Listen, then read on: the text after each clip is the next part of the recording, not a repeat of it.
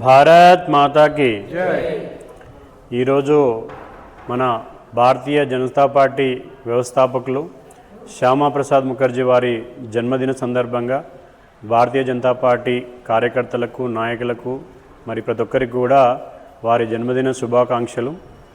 మనందరికీ తెలుసు, స్వతంత్రం వచ్చాక మరి భారతదేశం ఒక స్వతంత్ర రాజ్యాంగం ఏర్పడ్డాక భారతదేశానికి స్వతంత్ర ప్రతిపత్తి ఉంటూ ఒక రాజ్యాంగం ఉంటూ మరి ఒక ప్రభుత్వము ఎలక్టెడ్ ప్రజలతో ఎన్నుకోబడిన ప్రభుత్వం ఉన్నాక కూడా ఈ దేశంలో మరి కాశ్మీర్లో సపరేట్గా ఒక రాజ్యాంగము సపరేట్గా ఒక చట్టము మరి నడుస్తున్న సందర్భంలో శ్యామాప్రసాద్ ముఖర్జీ గారు ఒక నినాదాన్ని లేవనెత్తారు.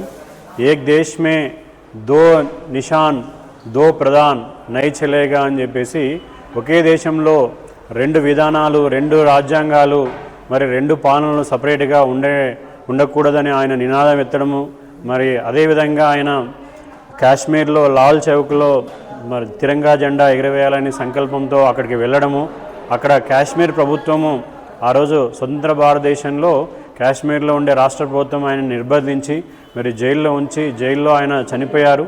ఇప్పటికి కూడా అది అనుమానాస్పదంగా, అంటే ఆయన హత్య గావించబడ్డారనే అనుమానం ఈరోజు మనకి ఇప్పటికి కూడా ఉంది.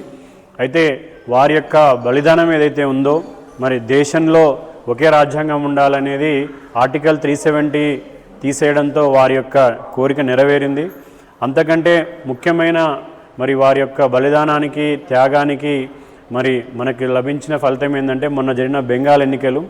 దాదాపు 80 సంవత్సరాల తర్వాత బెంగాల్లో పూర్తిగా అరాచక ప్రభుత్వం ఏదైతే నడుస్తూ ఉందో, బంగ్లాదేశీల సపోర్ట్తోనో అక్కడ కమ్యూనిస్ట్ ప్రభుత్వం కావచ్చు, మొన్న టీఎంసీ మమతా బెనర్జీ ప్రభుత్వం కావచ్చు, ఇవన్నీ కూడా మరి భారతదేశ స్ఫూర్తికి వ్యతిరేకంగా భారతీయుల యొక్క ఉద్దేశానికి, మరి వాళ్ళ యొక్క సంక్షేమానికి, వాళ్ళ యొక్క ఉన్నతికి గొడ్డలి పెట్టలాంటి చట్టాలను అక్కడ తీసుకురావడము, మరి విదేశీయుల్ని ప్రోత్సహించడం, ఇలాంటి ఒక అరాచక పాలన జరిగింది. సో దాన్ని తుదముట్టిస్తూ అమిత్ షా గారు మరి అక్కడ ఎవరైతే మోడీ గారు వీరి ప్రచారంలో పెద్ద ఎత్తున భారతీయ జనతా పార్టీ విజయం సాధించి అక్కడ రాష్ట్ర ప్రభుత్వాన్ని ఏర్పాటు చేయడం జరిగింది. ఇది కూడా మనము ఈరోజు శ్యామాప్రసాద్ ముఖర్జీ గారికి మనం ఇచ్చే ఘననివ్వాలని చెప్పేసి నేను తెలియజేస్తున్నాను.